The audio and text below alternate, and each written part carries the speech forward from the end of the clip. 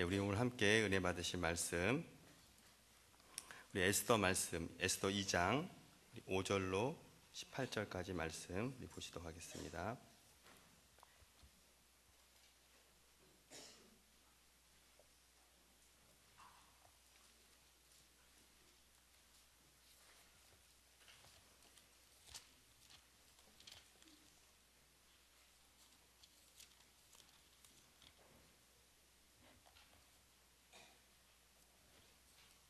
우리 2장 5절로 18절까지 좀 길지만 우리 여러분, 저와 여러분이 한 절씩 좀 교독하도록 하겠습니다. 제가 먼저 읽겠습니다. 도성 수산에 한 유다인이 있으니 이름은 모르드게라. 그는 베냐민 자손이니 기스의 증손이요 시므이의 손자요 야일의 아들이라.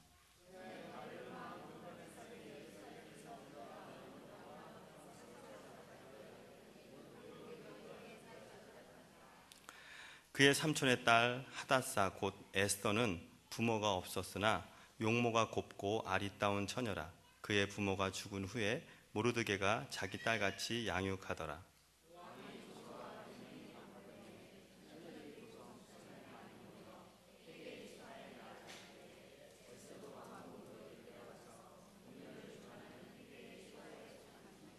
헤게가 이 처녀를 좋게 보고 은혜를 베풀어 몸을 정결하게 할 물품과 일용품을 곧 주며 또 왕궁에서 을에 주는 7 궁녀를 주고 에스더와 그 궁녀들을 후궁 아름다운 처소로 옮기더라.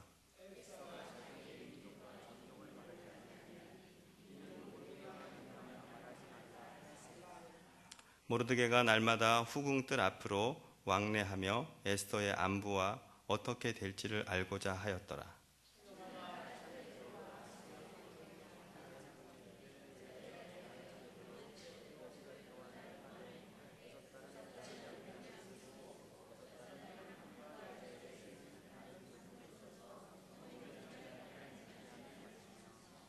처녀가 왕에게 나아갈 때 그가 구하는 것을 다 주어 후궁에서 왕궁으로 가지고 가게 하고,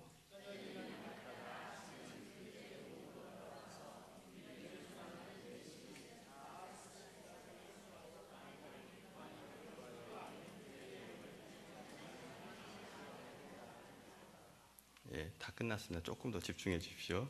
모르드게의 삼촌 아비하일의 딸 곧 모르드게가 자기의 딸같이 양육하는 에스더가 차례대로 왕에게 나아갈 때 궁녀를 주관하는 내시 헤게가 정한 것 외에 다른 것을 구하지 아니하였으나 모든 보는 자에게 사랑을 받더라.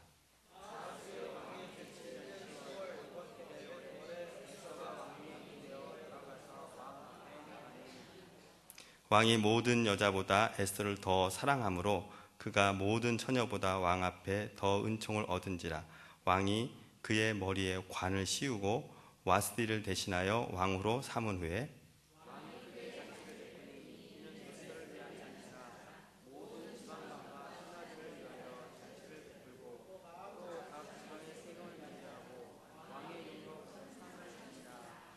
아멘. 우리 옆에 분과 같이 이렇게 인사하겠습니다. 당신을 사랑하고 축복합니다. 이렇게 한번.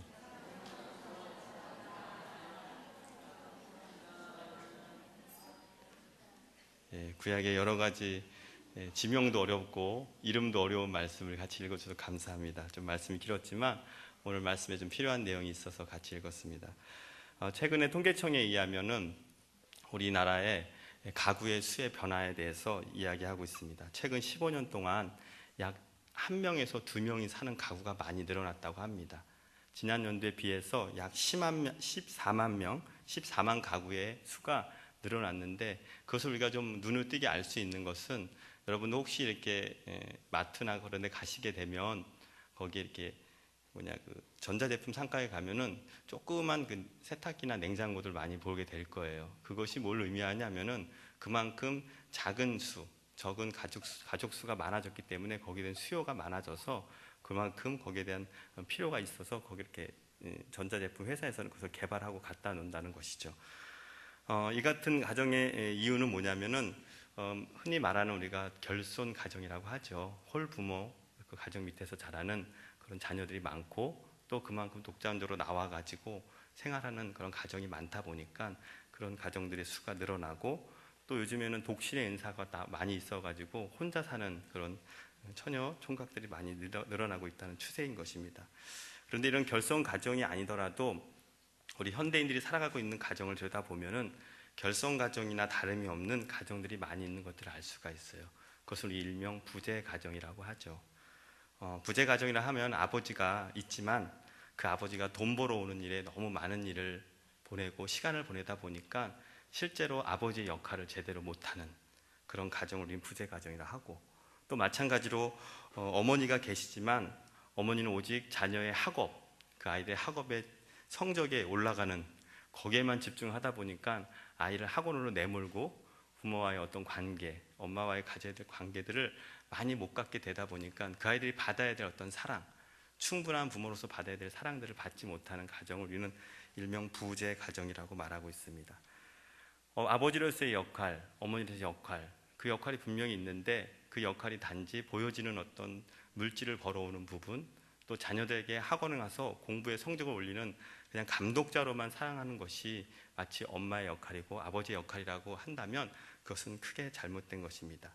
그래서 심리학자들은 이런 부재 가정을 겉으로 볼 때는 아무 문제가 없는 것처럼 보여요. 그냥 정상적인 부모 밑에서 자라는 자녀들로서 정상적인 가정으로 볼 수 있겠지만 실제로는 홀 부모나 홀 부모나 또는 할머니 할아버지 밑에서 자라는 아이들보다 더 심각한 문제를 가지고 있다라고 지적하고 있습니다.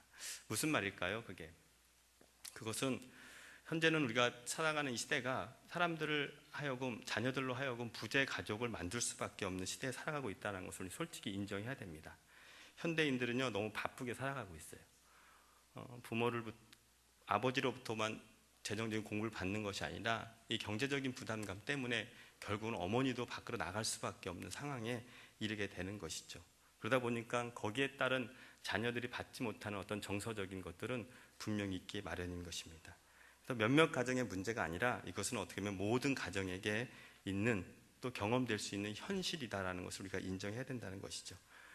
제가 섬기고 있는 학교에서 꼭 읽어야 될 필독서 중에 하나가 가족이라는 책이 있습니다. 그 책을 저자하신 분은 레리 발라드라는 목사님, 가정사역자 목사님이신데 그분은 그렇게 얘기하고 있어요. 이거하고 좀 비슷한 표현이긴 한데 사람들은 아담과 하와 이후에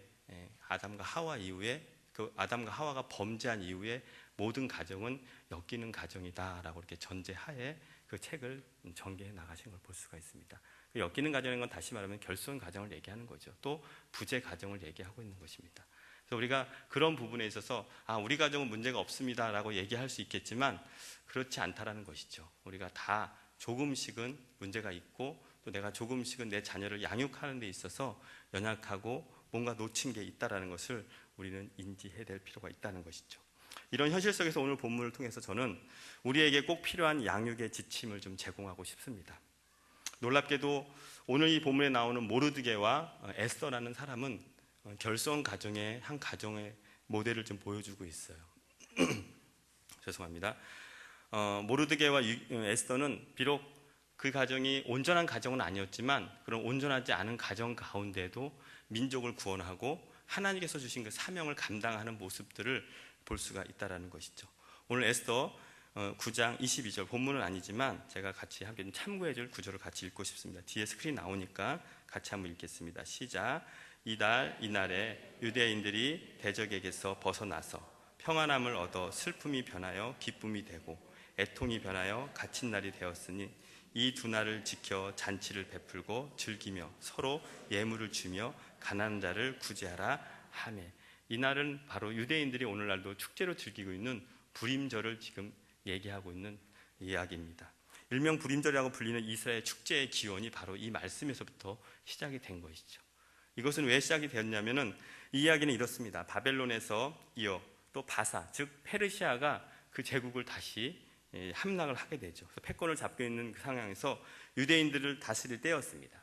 그때 가장 높은 대신이었던 하만에게 일개 대궐 문지기였던 모르드게가 아주 반항을 하게 되죠. 그로 인해서 유대인 모르드게 절하지 않자 유대인을 어떻게 하냐면 다 멸절할 계획을 세웁니다. 그 멸절할 계획을 해서 날짜를 잡기 위해서 부루 해가지고 제비를 뽑는다는 의미에서 그 부루가 바로 변迁되면서 불임절이 되는 그런 시초가 된 것이죠. 그런데 하나님께서는 그렇게 날짜가 잡힌 날에 유대인이 아니라 누구를 없애죠? 바로 하만.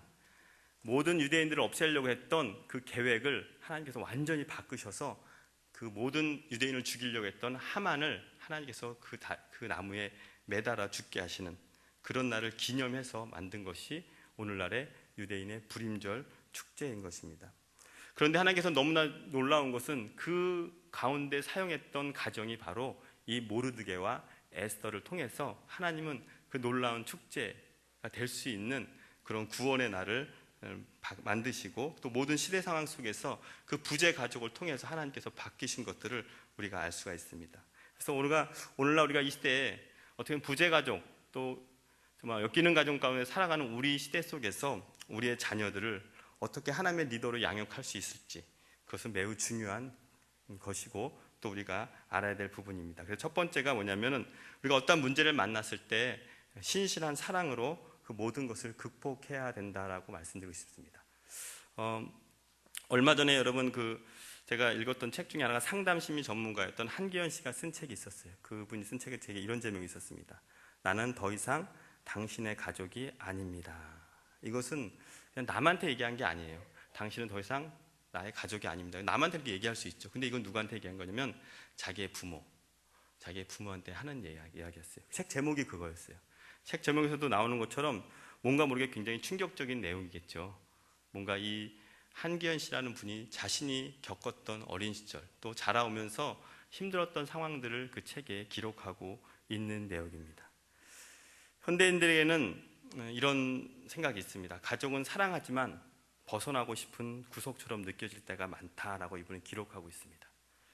가족이니까 하면서 너무나 쉽게 내뱉는 한마디 그리고 자녀들에게 비수처럼 꼽히는 그런 한마디의 말이 그녀는 이렇게 얘기하고 있죠. 어떻게 표현하고 있냐면 많은 사람들에게 가족이라는 말은 행복, 따뜻함, 돌봄과 비슷한 말이다. 가족이라면 당연히 그런 기분 좋은 말과 같은 모습으로 존재해야 된다고 믿는다. 하지만 많은 사람들이 그런 기대와는 전혀 다른 모습의 가족 안에서 살아간다. 그리고 자신의 환상 속 가족과 또 현실 속 가족의 모습이 같지 않다는 사실 때문에 몹시 혼란스러워하고 괴로워한다. 여러분은 어떻게 생각하십니까? 사실 가족 그럼 굉장히 따뜻하게 느껴지지 않습니까? 우리가 지금 5월 이 달을 우리가 가정의 달이라고 이렇게 하면서 특별히 가족들과 함께 여행도 가고 또 어떤 계획도 잡고 가족 행사를 준비하고 계실 텐데 여러분 그걸 보여주는 것만이 가족이라고 할 수 있을까요? 어떻게 보면 우리가 생각하는 이상이 있어요. 가족은 이래야 돼. 가족은 이런 모습을 해야 돼. 그래서 아마 우리 아직 시집 장가를 안 가진 청년들은 그런 가족 환상을 가지고서 결혼을 생각하고 있을 수 있을 것입니다. 또 우리도 결혼하기 전에도 저도 그런 환상과 계획을 가지고서 결혼을 하죠. 그렇지만 현실은 분명히 다르다는 것입니다. 우리가 생각하는 이상과 현실과의 차이는 바로 결성 가정이 아닌 양부모가 다 있다 할지라도 가정 속에서는 쉽게 경험되는 것이 아닙니다. 그것은 하나님의 가족도 마찬가지예요. 우리의 믿음의 가족들도 우리가 생각하고 있는 그 이상적인 가운데 있다고 생각하지만 그렇지 않다라는 것이죠. 사랑과 은혜로 충만해야 하는 믿음의 가족 안에서도 우리는 때로는 상처를 받을 수 있다는 것입니다. 그러면서 믿음의 가족이든 혈육이든 우리는 그 맺어진 가족 안에서 마음의 문을 닫아버릴 수밖에 없다는 것이죠. 그 말의 상처로 인해서. 하지만 바람을 피는 아빠 또 끝없는 넋두리를 해대는 엄마의 양육을 받으면서 자랐던 한기현 씨, 즉 나는 더 이상 당신의 가족이 아닙니다라는 책을 줬던 이 한기현 씨는 뭐라고 말하냐면 이렇게 얘기합니다. 책에서 세상에 완벽한 가족은 존재하지 않고 내 가족도 수많은 불완전한 가족 중에 하나라고 생각한다. 내가 더욱 힘들었던 이유가 가족에 대한 환상 때문이었다는 사실을 이제는 안다. 그러니까 그분은 자신이 갖고 있던 그 환상에서 벗어나지 못했기 때문에 더 많이 가족에서 받는 상처로 인해서 더 크게 받아들이고 더 큰 데미지를 받을 수 있었다는 것이죠. 그런데 그것을 받아들이는 순간 우리 가족이 완전한 가족이 아니구나 하는 순간 그는 바뀔 수 있었다는 거예요. 어떻게? 이 가정을 내가 사랑해야겠구나, 내가 품어야겠구나, 내가 이 가정을, 돌같은 이 가정을 내가 녹여버려야겠구나 라는 생각을 하게 되었다는 것이죠. 여러분 생각해 보십시오. 오늘 본문에 나오는 이 모르드게와 에스더, 그들에게는 문제가 없었을까요? 모르드게와 에스더는 어떤 상황에 있었습니까? 오늘 본문 에스더 2장 5, 6절 말씀을 같이 한번 읽겠습니다. 스크린에 기록이 되옵니다. 읽겠습니다. 시작. 도성 수산에 한 유다인이 있으니 이름은 모르드게라. 그는 베냐민 자손이니 기스의 증손이요 시므이의 손자요 야일의 아들이라. 전에 바벨론 왕 느부갓네살이 예루살렘에서 유다 왕 여고냐와 백성들을 사로잡아 갈 때 모르드게도 함께 사로잡혀 갔더라. 모르드게는 베냐민 지파 사람이었어요. 여러분 베냐민 지파 하면 생각나는 사람이 누군가요? 사울이죠. 그는 왕족이었어요. 왕족이었지만 나라가 망하면서 포로로 끌려가서 대궐에 문지기로 가는 노예가 되었다는 것이죠. 마음이 굉장히 어려웠을 것입니다. 자존심도 상했을 것이고 힘들었을 것이에요. 그런 가운데 여러분 당연히 굉장히 비참한 상황 속에서 아마 술이나 다른 어떤 자신에게 그 괴로움을 잊을 수 있는 다른 것으로 충분히 갈 수 있는 사람이었어요. 하지만 그는 그러지 않았습니다. 에스더 2장 7절 말씀 또 한번 읽어보겠습니다. 시작. 그의 삼촌의 딸 하다사 곧 에스더는 부모가 없었으나 용모가 곱고 아리따운 처녀라. 그의 부모가 죽은 후에 모르드게가 자기 딸같이 양육하더라. 그는 그런 비참한 상황 속에서, 어렵고 힘든 상황 속에서 그는 부모를 잃은 고아 에스더를 자신의 양 딸로 맞이하는 그런 결단을 내립니다. 둘 다 힘들었을 거예요. 하지만 그런 힘든 상황 속에서도 그는 경제적으로도 어렵고 또 상황적으로도 어렵고 또 모든 것이 자신에게는 좋은 상황이 아니었는데도 불구하고 그는 이렇게 성경 안에서 하나님께서 허락하신 그 말씀 가운데서 잘 그를 양육하는 것들을 모르드게는 에스더를 양육했던 것을 알 수가 있습니다. 생각해 보십시오. 왜 문제가 없었을까요? 우리가 쉽게 하는 말이 무엇입니까? 저도 사람인데, 우리가 수없이 사람들에게 말로써 또 내 가족에서 자녀들에게 여러 가지 상처를 주는 말들이 많이 있어요. 하지만 그렇고 나서 내 안에서 합리화시키는 것들이 있어요. 나도 사람인데 지가 잘못했으니까 저도 좀 알아야 돼. 그러면서 뭔가 모르게 우리 나도 모르게 내 안에서 사람들에게 주는 많은 상처를 통해서 나도 상처를 받고 남도 상처를 주면서 내 안에 자꾸 합리화시키는 게 있다는 것이죠. 그러나 분명한 것은 이 모르드게도 우리와 같은 성정, 같은 사람이라는 것이죠. 포로로 끌려왔고 인생의 밑바닥을 살아가고 있는 모르드게. 그러나 어떤 문제가 있었겠지만 그는 그것을 어떤 문제로서 풀어낸 것이 아니라 그 문제를 하나님의 사랑으로서 바꾸면서 나갔던 것을 알 수가 있습니다. 존 샌드포드와 폴라 샌드포드라는 그 속사람의 변화를 쓴 책이 있어요. 이분들은 20년간 목사님 사모님이신데 부부예요, 두 분이. 20년간 상담 목회를 하시면서 많은 노하우를 가지고서 썼던 책이 속사람의 변화예요. 이분의 책의 요지는 그겁니다. 내가 변화되지 않으면 내가 남들을 변화시킬 수 없다는 것부터 시작해서 나의 속사람의 변화에 대해서부터 시작을 합니다. 거기 보면 챕터 11장, 12장에 보면은 두 가지 챕터가 나와요. 그것이 굉장히 인상적인 제목인데 내적 맹세와 돌같은 마음에 대해서 얘기를 합니다. 내적 맹세라는 것을 여러분 너무나 잘 아시죠. 나는 저렇게 살지 않을 거야. 나는 우리 엄마처럼 살지 않을 거야. 나는 우리 아버지처럼 살지 않을 거야 라는 그 맹세 자체가 내적 맹세가 돼서 내 안에서 그것이 내 신비에 새겨지게 된다는 것이죠. 그것은 뭐라고 하냐면 우상 숭배라고 얘기하고 있어요. 우리가 하나님의 말씀과 하나님께서 우리를 통해서 계획하신 그 계획의 걸음에 내가 나를 주관해서 나는 그렇게 살지 않겠다라고 못을 박아버리면서 나도 모르게 내 안에 내적 맹세를 통해서 하나님의 말씀 가운데 약속의 말씀을 받는 것이 아니라 내가 어떠한 그런 하지 않겠다라는 그런 맹세를 가지고서 내 안에 하나님의 말씀 위에 나를 세우는 그런 우상숭배가 같다라고 얘기합니다. 그런 것은 우리가 예수님의 권세로 깨야 된다고 얘기하고 있어요. 선포해야 된다고 했어요. 이것은 내 것이 아니야. 이거 하나님의 말씀이 아니야. 계속 하나님의 말씀을 선포하면서 우리는 그것을 깨어나가야 된다고 했어요. 근데 두 번째는 이 돌같은 마음이 문제예요.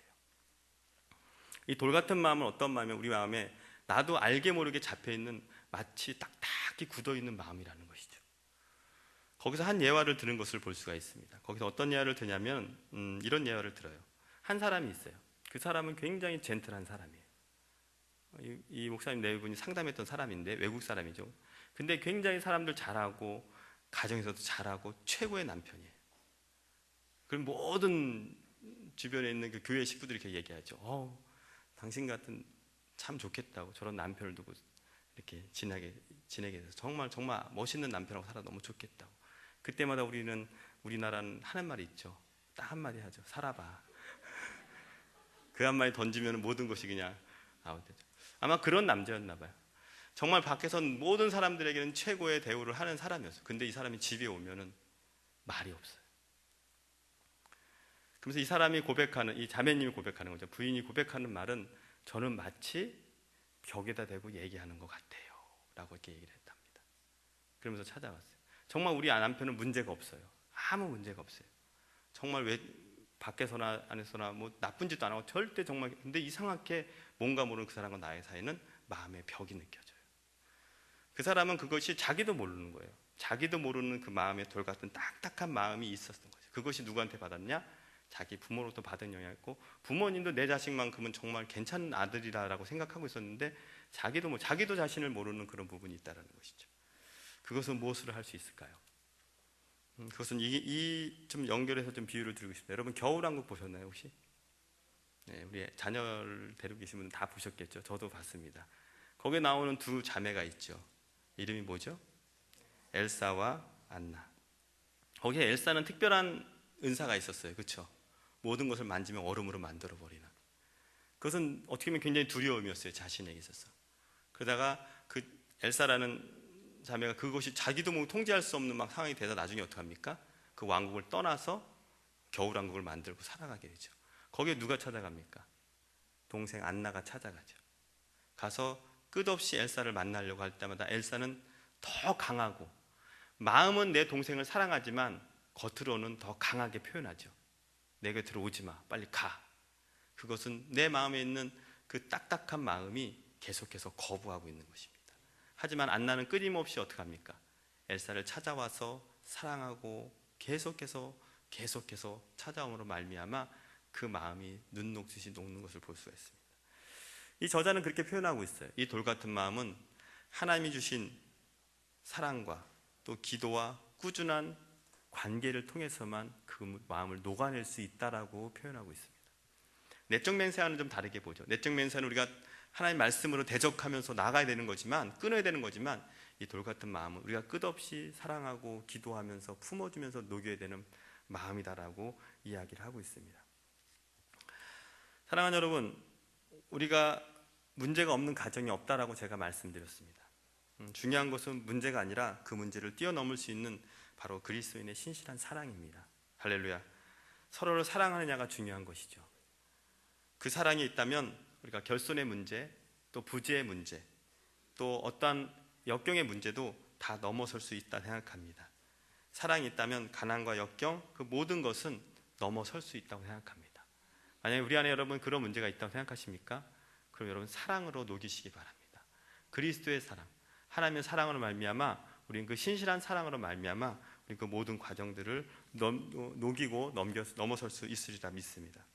두 번째로 우리는 믿음으로 사는 삶의 가치를 심어줘야 됩니다. 자녀를 양육하다 보면 자녀를 양육하면서 사랑보다 중요한 것은 없지만 맹목적인 사랑만큼 위험한 것은 없습니다. 우리가 물론 사랑을 해야 되죠. 하지만 너무 맹목적으로 자녀를 사랑할 때가 있다는 것이에요. 저는 제가 지난주에도 한번 제가 말씀드렸죠. 저는 이제 88년도에 예수님을 처음 믿고 줄곧 지금 교회 생활을 쭉 해왔습니다. 교회 생활을 하면서 제가 가장 많이 맡았던 파트가 바로 주일학교하고 중고등부 파트를 많이 맡았어요. 쭉 파트를 맡으면서 지내오고, 또 저도 이제 결혼해갖고 제 자녀를 키우면서 이제 청소년의 자녀를 둔 입장에서 보면은 너무나 많은 경우는 우리가 자녀들에게 맹목적으로 사랑할 때가 많다라는 것이죠. 그 이유는 뭐냐면 내가 부족하게 자랐기 때문에, 내가 뭔가 체험을 받지 못했기 때문에 내 자녀만큼은 다 채워주고 싶은 욕심에서 자녀가 원하는 걸 다 이렇게 손에 잡혀주고 지어주고 수밖에 없다라는 것이죠. 왜 그럴까요? 그것은 점점 갈수록 그 자녀에게 더 많은 부분이 있어서 나의 부족한 것을 대신해서 채워주는 말만 내가 만족하고 싶은 마음이 있다는 것입니다. 그것은 굉장히 위험한 것이죠. 잘못하면 그것은 그 자녀가 더 이기적으로 자랄 수밖에 없고, 이타적인 사랑이 아닌 자기에 더 빠질 수밖에 없는 자녀로 키울 수 있다는 것을 주의해야 된다는 것이죠. 요즘은 대부분이 우리가 자녀들을 하나, 둘 이렇게 낳는 경우가 많아서 더 많이 그러고 있다고 생각합니다. 결손이나 부재 가정에는 그 마음이 더 많아요. 왜? 부족했기 때문에 더 채우고 싶은 거예요. 홀부모가 키우는 자녀가 있다면 아버지의 사랑을 못 줬기 때문에 더 많이 뭘 주고 싶은 마음이 있고요.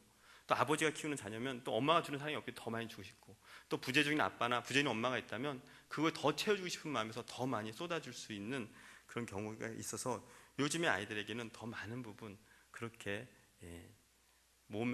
자기 한마디면 다 된다라는 잘못된 생각들을 가지게 할 수 있다는 것이죠.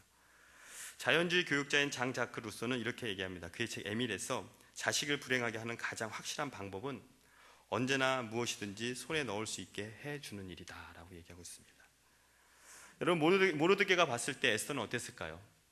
그는 포로로 끌려왔죠. 또 부모도 잃었죠. 아마 최고의 좋은 것들을 주고 싶은 마음이 있었을 것입니다. 하지만 모르드게는 그거 최고를 주기 이전에 뭘 줬냐면 바로 정체성을 심어줬어요. 그 정체성은 바로 하나님의 백성이라는 걸 잊지 않게 됐다는 것이죠. 우리는 언젠간 다시 돌아갈 것이다. 우리는 하나님의 백성으로서 하나님께서 허락하신 나라로 다시 돌아갈 것이다 라는 그 참된 가치관을 심어줬다는 것입니다. 그것은 바로 타인을 위해 살라는 거예요. 너가 앞으로 왕비가 되든 뭐가 되든 너가 살아야 될 목적은 바로 타인을 위해서 살아야 될 것을 준비하고 있어라 라고 하는 것입니다. 오늘 에스더 4장 8절을 한번 읽겠습니다. 에스더 4장 8절 시작. 또 유대인을 진멸하라고 수상궁에서 내린 조서 초본을 하닥에게 주어 에스더에게 보여 알게 하고 또 그에게 부탁하여 왕에게 나아가서 그 앞에서 자기 민족을 위하여 간절히 구하라 하니, 유대인이 다 멸절될 것은 모르드게는 알았습니다. 그래서 그것을 누구한테 하냐면 바로 왕비가 된 에스더에게 요청하는 장면이죠. 무엇을 하라고 합니까? 위기에 빠진 민족을 구하라는 것입니다. 이것은 다시 말하면 목숨을 거는 일이었어요. 자신의 목숨을, 자녀의 목숨을 담보로 해서 타인을 구하라고 하는 이 모르드게의 요청이었던 것이죠. 그래서 에스더가 어떻게 대답합니까? 4장 11절, 우리 또 스크린에 나옵니다. 같이 읽겠습니다. 시작. 왕의 신하들과 왕의 각 지방 백성이 다 알거니와 남녀를 막론하고 부름을 받지 아니하고 안뜰에 들어가서 왕에게 나가면 오직 죽이는 법이요 왕이 그의 자녀에게 금규를 내밀어야 살 것이라. 이제 내가 부름을 입어 왕에게 나가지 못한 지가 이미 30일이나 하라 하니. 무슨 말입니까? 지금은 때가 아니라는 거예요. 아버지, 지금은 때가 아니에요. 좀만 기다려주세요. 이제 한 30일 됐는데 좀 더 기다리면은 왕이 저를 부를 겁니다. 제가 좀 있으면 더 나갈게요 하면서 잘못한 자기의 목숨을 잃을 것에 대해서 아버지한테 얘기를 하는 것이죠. 그러나 에스더 4장 13절 14절 계속해서 읽겠습니다. 시작. 모르드게가 그를 시켜 에스더에게 회답하되 너는 왕궁에 있으니 모든 유대인 중에 홀로 목숨을 건지리라 생각하지 말라. 이때 내가 만일 잠잠하여 말이 없으면 유다인은 다른 데로 말미암아 노임과 구원을 얻으려니와 너와 내 아버지 집은 멸망하리라. 내가 왕후의 자리에 얻은 것이 이때를 위함이 아닌지 누가 알겠느냐 하니라. 어떻게 보면 아무리 양아버지라 할지라도 참 이렇게 말한다는 게 야속하게 느껴질 수 있을 것입니다. 그렇죠? 그런데 더 놀라운 것은 에스더의 반응이었습니다. 어떻게 보면 이 모르드게의 이 말에 에스더는 어떻게 보면 왕비로서 다시는 안 만날 수도 있는 그런 상황이었지만 뭐라고 이야기하냐면 에스더 4장 16절 말씀 읽겠습니다. 시작. 당신은 가서 수산에 있는 유다인들이 다 모으고 나를 위하여 금식하되 밤낮 3일을 먹지도 말고 마시지도 마소서. 나도 나의 시녀와 더불어 이렇게 금식한 후에 규례를 어기고 왕에게 나아가리니 죽으면 죽으리라 합니다. 너무나 잘하는 말씀이죠. 죽으면 죽으리라. 이번에 그 세월호 사건이 아주 참 안타깝게 터졌습니다. 그렇죠? 저도 그것을 보면서 굉장히 마음이 많이 아팠어요. 특별히 이제 저도 같은 나이대를 키우는 부모로서 그 부모들과 공감의 마음을 갖기 시작했죠. 제 아들이 어느 날 짓궂게 질문을 하더라고요. 아버지, 내가 만약 저 안에 있었으면 어떻게 할 거야? 굉장히 어려운 질문이었어요, 사실은. 내가 만약 저기서 있었다면 내가 나갈 수 있는 상황에 내가 다른 친구를 먼저 내보낼 수 있는 이 두 가지 상황이 있어서 아버지 나 어떻게 할까? 그러더라고요. 참 대답을 못했어요, 솔직히. 근데 우리는 많은 부분 말씀을 통해서 가르치는 것은 내 이웃을 내 몸같이 사랑하라고 가르치고 굉장히 하나님의 가치의 말씀을 가르치고 있지만 실제로 내 자식이 거기에 그렇게 있다고 한다면 저는 그래 너가 살아야지라고 얘기해 줄 수 있지 않을까, 그런 고민을 했습니다. 굉장히 짓궂은 질문이었지만 대답하기도 어려운 질문이었고 참 많은 거 생각하는 게 하는 시간이었습니다. 사랑하는 여러분, 저는 그 세월호 사건을 통해서 하나님께 저에게 주셨던 마음이 있었습니다. 앞으로 이 아이들이 큰 다음 세대에 대한 어떤 그런 부분이었어요. 물론 지금도 어느 정도는 우리가 해당되는 거지만 더 많은 갈수록 사람들은 이 사회에 대해서 불신할 수밖에 없겠구나. 어른들에 대해서 많이 더 많은 부분 불신할 수밖에 없겠구나. 더 내가 살아야겠다는 그 이기주의적인 마음들이 더 많이 생길 수밖에 없겠구나라는 생각이 들었어요. 그러면서 저는 하나님의 말씀을 가르치는, 또 특히 중고등부 사역을 하는 사람으로서 내가 어떻게 하나님의 말씀을 가르쳐야 될 것인가, 무슨 말씀을 가르쳐야 될 것인가 상당히 굉장히 어려웠습니다. 그때 하나님 저에게 주셨던 계시는 반대의 마음이었어요. 그래서 더 내 이웃을 내 몸과 같이 사랑하라. 불신의 사회가 더해지고 사람들이 이기적인 마음이 더해질수록 내가 가르쳐야 될 가치, 진정한 가치는 신뢰와 박애주의, 이타적인 사랑에 대해서 더 가르치라는 마음을 더 주셨어요. 그러면서 이 하나님의 말씀이 생각났어요. 내 이웃을 내 몸과 같이 사랑하라. 사랑하는 여러분, 세월호 사건을 통해서 여러분도 많이 생각했을 것입니다. 너희들 위험한 데 가지 마. 너희 저런 상황에서 무조건 너희도 먼저 빠져나와야 돼. 이렇게 가르칠 수 있을 것입니다. 저도 그런 마음이 들었으니까요. 아니요. 그렇지만 우리의 믿는 사람들은 우리의 자녀들에게 정확히 가르쳐야 됩니다. 너가 네 이웃을 더 사랑해야 된다. 너가 더 믿어야 된다. 더 사회를 믿고 사람을 믿고 또 그들을 더 사랑하는 마음으로 너가 더 그 사람들을 사랑하는 마음을 가져야 된다라는 이타적인 사랑, 신뢰 사회를 더 구축해야 된다. 그래서 너가 더욱더 리더가 돼야 된다. 너가 정치, 경제, 사회 그런 모든 분야의 리더가 돼서 정말 이 사회를 신뢰할 수 있는 사회로 네가 하나님의 말씀을 가지고서 하나님의 리더로서 신뢰할 수 있는 사회로 네가 더 만들어야 된다는 것들을 저는 더 가르치게 되었다는 것이죠. 그래서 저는 확실한 비전을 더 갖게 되었어요. 우리 아이들에게 정확한 하나님의 진리의 말씀을 선포해야겠다. 더 예수님이 이 땅에 오셔서 십자가에 못 박혀 죽을 수밖에 없었던 그 희생적인 사랑, 그것을 더 가르치겠다. 그것이 참된 진리다라는 것을 생각했습니다.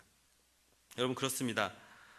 믿음으로 사는 모르게는 바로 에스더에게 그것을 제안한 거였어요. 네가 이때를 위하면 어떻게 알겠느냐. 사랑하는 여러분, 우리의 자녀들이 어떠한 자녀가 될지는 그 누구도 알 수 없습니다. 혹시 여러분이 갖고 있는 그 그림이 있나요? 내 아들은 박사가 됐으면 좋겠어. 내 아들은 변호사가 됐으면 좋겠어. 내 딸은 의사가 됐으면 좋겠어. 이런 다 기준이 있나요? 다 내려놓으세요. 그건 여러분의 계획이지 하나님의 계획은 아닙니다. 하나님께서 여러분의 딸들, 자녀들을 위해서 하나님의 계획이 있으세요. 하나님 그걸 통해서 하나님의 나라를 더 이루고 싶어 하는 하나님의 계획이 있으시다고요. 그렇다면 우리는 거기에 순종해야 됩니다. 그리고 그것을 위해서 잘 애들이 그것을 그때 됐을 때, 그때 민족의 위기가 왔을 때, 그때 어려움이 왔을 때 더 많이 이 나라를 위해서 기도하면서 그 나라의 진정한 리더가 될 수 있도록 우리가 지금 아이들한테 해줘야 될 것은 말씀의 진리를 가르쳐야 될 때인 것이죠. 할렐루야. 이것이 진정한 가치를 가르쳐야 되는 것입니다. 우리 하나님께서 우리 충신교회를 통해서 우리 다음 세대들에게 진리의 말씀을 더 정확하게 선포하게 될 줄 믿습니다. 할렐루야. 그래서 더 많이 기도해 주세요. 우리 아이들은 말씀을 잘 듣고 그 말씀이 그 마음에 잘 새겨져서 내적 맹세가 아닌 하나님의 언약의 말씀이 그 마음밭에 세워져서 그 아이들이 정말로 진정한 이 사회를 이끌 때가 됐을 때, 2030년, 40년이 됐을 때는 이 사회가 더 신뢰할 수 있고 더 많은 사람들에게 사랑을 줄 수 있는 그런 사회로 바뀔 수 있게 해달라고 여러분 기도하시기 바랍니다. 그것이 우리가 해야 될 일이고 우리 어른들이 그들 위해서 기도해 줄 때라 생각합니다. 마지막으로 저는 하나님이 주시는 지혜를 구해야 된다고 생각합니다. 지식이 어떤 정보에 대한 인식이라면 지혜는 그 정보를 적절하게 사용할 수 있는 능력이라고 생각합니다. 에스더에게는 지혜가 있었습니다. 그래서 왕 앞에 섣불리 나가는 그래서 민족 이야기를 꺼내는 그런 오류를 범하지 않았어요. 충분한 계획과 사전 계획과 준비를 가지고서 왕 앞에 나가서 요청을 들어줬던 것을 알 수가 있습니다. 자, 에스더가 왕후가 되었다고 왕을 어찌할 수 있는 상황은 아니었습니다. 분명히 말씀에 기록이 되어 있죠. 하지만 오히려 왕후였던 와스티, 그가 왕의 명령을 어기고 함부로 나갔을 때 오히려 분노를 샀던 것을 보았습니다. 하지만 그런 적절한 타이밍을 잘 이용했던 에스더는 누구도 부르지 않는 상황 속에서 나아갔을 때 왕의 총애를 받고 오히려 더 귀하게 사용됐던 것을 알 수가 있습니다. 그래서 오늘 에스더 4장 16절 다시 한번 읽어볼까요? 4장 16절입니다. 시작. 당신은 가서 수산에 있는 유다인을 다 모으고 나를 위하여 금식하되 밤낮 3일을 먹지도 말고 마시지도 마소서. 나도 나의 시녀와 더불어 이렇게 금식한 후에 규례를 어기고 왕에게 나아가리니 죽으면 죽으리이다. 여러분, 그렇습니다. 우리가 그 하나님께서 물론 인간이 계획하고 준비한다 할지라도 그 걸음을 인도하시는 것은 하나님이십니다. 할렐루야. 그래서 우리가 때로는 이렇게 하나님 앞에 정하고 나가서 기도해야 될 필요가 있다라는 것이죠. 인생에서 엄숙한 때를 맞이할 때, 이 금식이라는 것을 한 분이 이렇게 정했는데요. 인생에서 엄숙한 때를 맞이할 때 금식은 불가피한 행동이다. 어떤 순간이나 직면한 문제의 엄숙한 성격 때문에 육체를 지닌 인간이 일정 기간 육체의 즐거움을 포기하고 오로지 하나님께만 모든 신경을 집중하는 것, 이것이 바로 성경적 금식의 핵심이다라고 이 금식에 대해서 정의를 했습니다. 여러분, 무슨 말일까요? 금식은 사람들에게 보이는 경건의 표지가 아니라는 것이죠.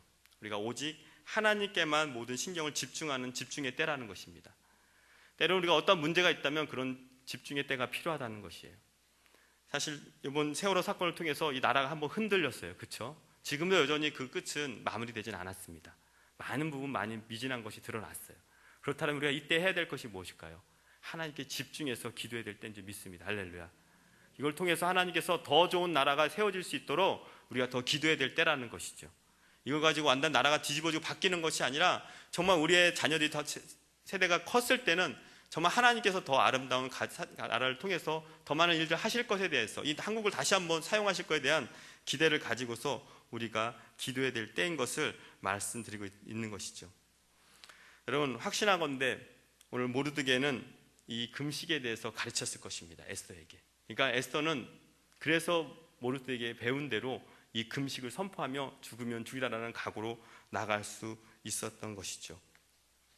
포로로 잡혀온 유대인 에스더, 그가 왕후가 된 것은 불가능한 일이었습니다. 하지만 그때 에스더는 모르드게를 떠올리면서 이 지혜를 처신 있게 했던 것을 알 수가 있습니다. 그 결과 에스더는 하나님께서 사용하시는 귀한 자매로 쓰인 것을 알 수가 있죠. 에스더 2장 15절 말씀 한번 읽겠습니다. 시작. 모르드게의 삼촌 아비하일이 딸 곧 모르드게가 자기의 딸같이 양육하는 에스더가 차례대로 왕에게 나아갈 때 궁녀를 주관하는 내시 헤게가 정한 것 외에는 다른 것을 구하지 아니하였으나 모든 보는 자에게 사랑을 받더라. 모든 보는 자에게 사랑을 받은 지혜로운 여인. 여러분, 근데 잘 보시면 오늘 본문의 전체적인 내용에서 에스더가 나올 때마다 꼭 나오는 이름이 모르드게였어요. 같이 나왔다는 것을 알 수가 있어요. 여러분, 하나님께서는 한 사람을 통해 일하지 않으세요. 하나님은 한 가정을 때로는 쓰신 때가 있다는 것이죠. 그 가정이 또 가정될 수 있고 또 아름다울 수 있고 하나님이 쓰실 수 있는 가정이 되기 위해서는 바로 하나님의 사랑과 그런 가치관의 가르침과 또 하나님께서 허락하신 이런 상황들이 있어야 된다는 것입니다. 저는 이 위대한 결손 가정, 어떻게 보면 굉장히 부족하고 연약한 가정이었습니다. 이 가정을 보면서 진정한 결손이 무엇인지를 한번 생각해 봤습니다. 그것은 사랑이 없는 가정이 진정한 결손 가정인 것입니다. 또 믿음으로 사는 삶이 없다면 그것은 결손 가정인 것이죠. 또한 지식으로 가르치거나 지혜가 없는 가정, 그런 것은 바로 결손관이라 생각합니다. 마지막 한 예화를 좀 드리면서 말씀을 좀 마무리하고 싶은데요. 예전에 한번 5월 24일 조선일보에서 6.25 때 고아들을 위해서 직업학교를 세웠던 미국 선교사님들 30명이 방한을 했습니다. 이제 나이가 많이 드셨겠죠. 전쟁 직후에 한국을 떠난 20여 년 만에 전쟁 고아들에게 직업교육을 해주면서 그들을 보살펴줬던 선교사님들이 제자들과 함께 50여 년 만에 다시 상봉한 자리였습니다. 경북 상주시 성동동에 태어난 은씨라는 분은 6.25 전쟁 때 군무원이었던 아버지를 잃었고 어머니가 살아계셨지만 네 남매를 키울 형편이 안 되어서 고아원에 맡겨진 그는 머리가 희끗해지도록 세월이 지났음에도 불구하고 선교사님들의 양육을 받은 그때를 바로 천국과 같았다라고 고백을 하고 있습니다. 또 양친을 잃고 중1 때 결핵을 걸렸던 김 씨는 65세가 되어서 투아일라라는 부부를 만나 목이 메어 할 말을 잊지 못했다고 합니다. 그러면서 중1 때 결핵에 걸린 딸을 매일 간호해준 그 선생님, 그때는 20세의 아주 꽃다운 나이의 선생님이었지만 지금은 그 늙은 그 선생님, 그때도 엄마라고 부르고 싶었대요. 하지만 마지막으로 그가 했던 말은 아무 말을 못했다고 합니다. 하지만 그 마음속에 그는 나에게 늘 어머니였습니다 라고 고백했습니다. 사랑하는 여러분, 기억하십시오. 돈이 없는 것이 결손이 아닙니다. 그리고 학원을 보내지 못하는 것이 결손이 아닙니다. 치명적인 결손, 그것은 바로 사랑과 믿음과 지혜가 부재하다는 것을 잊지 마시기 바랍니다. 6.25 그 전쟁 저는 겪어보지 않았지만 우리 어르신들 너무나 잘 알 거예요. 그때 그 힘들고 어려운 상황 속에서도 하나님께서는 천국과 같은 그런 일들을 감당하는 분들이 세우셨고요, 또 그런 가족의 모형들을 우리에게 보여주셨던 것을 볼 수가 있습니다. 우리 아이들야말로 정말 하나님께서 허락하신 이 아름다운 세대를 이뤄가기 위해서 더 많은 사랑과 또 더 많은 하나님의 지혜와 또 하나님께서 주시는 그 중요한 가치들을 심어줄 수 있는 저와 여러분 되었으면 좋겠습니다. 이제 같이 한번 좀 기도할 때 단체 좀 기도했으면 좋겠어요. 기도 제목을 좀 나누고 싶은데요. 우리가 살아가면서 가장 우리 자녀들에게 많이 하는 말이 뭘까요? 요즘은 학원 가야지, 숙제는 했니? 공부 좀 해라. 교육이라는 이유로 우리가 아이를 학대하고 있지는 않습니까? 또 공부 노동 가운데 있는 아이들에게 마치 감시자로서 우리가 역할을 감당하고 있지는 않나요? 우리의 자녀들은 하나님이 주신 자녀입니다. 특별히 이번 이 세월호 사건을 통해서 그 돌아온 아이를 안아주고 그 부모 품에 안겨서 엉엉 우는 아이를 사진으로 봤습니다. 물론 돌아오지 못한 아이들은 참 안타깝지만 어떤 부모는 일찍 시체를 찾아가지고 그 아이를 그나마 만져볼 수 있고 안아볼 수 있어서 좋았다고 하는데, 아직까지 찾지 못한 그 부모의 심정들은 그러지 못할 것 같다면서 더 안타까워하는 이야기도 기사를 통해 들었습니다. 우리가 이 가정의 달을 맞이해서 우리의 자녀들에 대해서 좀 다시 한번 생각해 봤으면 좋겠어요. 내가 받은 그 어려움과 아픔 충분히 있죠. 하지만 그것 때문에 내 자녀들에게까지 말로써, 행동으로서, 눈빛으로서 주는 수많은 상처의 메시지가 있다면 이 시간 좀 같이 회개했으면 좋겠습니다. 그리고 이 가정의 달을 맞이해서 한 번쯤은 좀 따뜻하게 하나님 아버지의 그 사랑을 가지고서 그 아이 아직도 좀 돌같이 딱딱히 굳어져 있는 마음이 있다면 그것을 좀 녹여주는 시간이 가졌으면 좋겠어요. 물론 하루 한 번, 두 번은 되지 않을 것입니다. 그렇다면 그것을 끊임없이 우리가 인내를 가지고 그 신뢰를 쌓아가는 시간을 가졌으면 좋겠어요. 그래서 첫 번째, 우리가 이 시간 혹여 내 마음속에 그런 상처를 준 것이 있고 내가 정말로 그런 잘못한 것이 있다면 이 시간 좀 회개하는 시간을 갖고요, 다시 한번 우리가 좀 구하는 기도를 할 때 하나님, 내가 그러한 마음들을 주님의 사랑으로 녹일 수 있게 도와주시옵소서. 그리고 하나님이 주신 진정한 이 말씀의 가치를 가지고 내가 가정에서 먼저 실천할 수 있게 해달라고 같이 이렇게 한 목소리로 기도하겠습니다. 기도합니다. 하나님 아버지, 감사합니다. 우리에게 하나님께서 허락하신 이 귀한 시간들, 특별히 주님께서 허락하신 이 귀한 가정들, 우리의 자녀들이 있음을 시간 감사합니다. 하나님, 내가 혹이라도 하나님 아버지 내 말로, 내 눈빛으로, 나의 행동으로 하나님 그 자녀들을 상처를 준 것이 있다면 이가 용서하여 주시옵소서. 하나님 아버지, 그들은 아무것도 알지 못합니다. 어릴 적부터 나의 자녀로 태어나서 하나님께 맡겨주신 그 청지기의 역할을 내가 감당하지 못하여 그들이 받은 그 상처가 그대로 또 흘러가고 있음을 보게 됩니다.